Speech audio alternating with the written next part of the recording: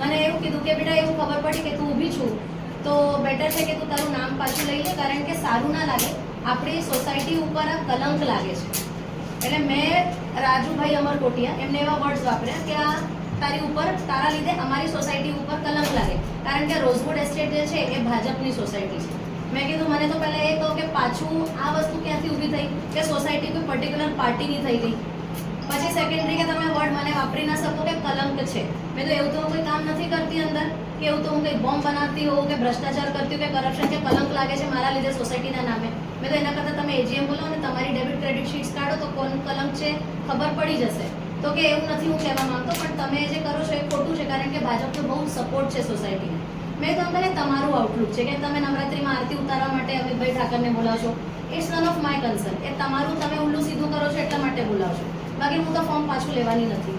મેં કીધું કે તમે એવું જોયું ને કે કોઈ એક યુથ ઊભું છે, આજે ડેવલપમેન્ટની વાત કરે છે, એજ્યુકેશન સેક્ટરથી છું હું, તો એજ્યુકેટેડ વર્ગને આગળ લઈએ અને જે લોકોને એકચ્યુઅલ પ્રોબ્લેમ થાય છે, આપણા યુથ જે બહાર કન્ટ્રીમાં છે એના કરતાં અહીંથી જ એને ગ્રાઉન્ડ લેવલ ઉપર કામ સ્ટાર્ટ કર્યું. તો મને એમને એવા વર્ડ વાપર્યા કે એજ્યુકેશન ઇમ્પોર્ટન્ટ નથી હોતું, એક્સપિરિયન્સ ઇમ્પોર્ટન્ટ હોય છે.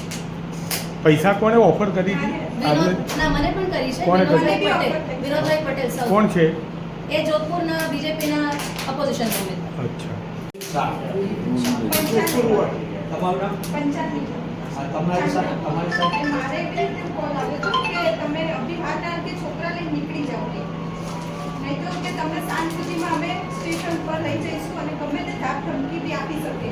તો હું આ છોકરા લઈને મારે કઈ રીતે નીકળું?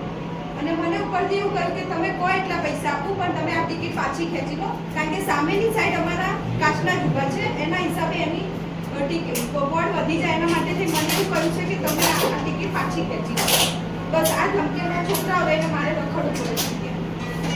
આજે આ બેન એમના બાળકો લઈને સવારના જમ્યા વિનાના બાળકો ખાધા વિનાના અત્યારે આ રીતે દર ભટકી રહ્યા છે આ ભાજપના શાસનમાં. નહીં, આ ચાંદલોડિયા વોર્ડ, આ બેન ચાંદલોડિયા વોર્ડમાં છે આ બેન ચાંદલોડિયાથી આ પંચાયત. અને આ બેન જોધપુર રોઝવુડમાં રહે છે. એમના હસબન્ડ આસવ શાહ છે, એ પણ છે. હા, આશા ઉગાય છે. પંચાયત લેવલ જીતેન્દ્રભાઈ એ ચાંદલોડિયા વોર્ડમાં છે. ચાંદોડિયા વોર્ડ. વાંધો નહીં બેન, તમે અહીંયા સેફ છો, તમે એની કોઈ ચિંતા ના કરતા. નાસ્તો ને મંગાવીને તમે હા. એમાં કરાવી.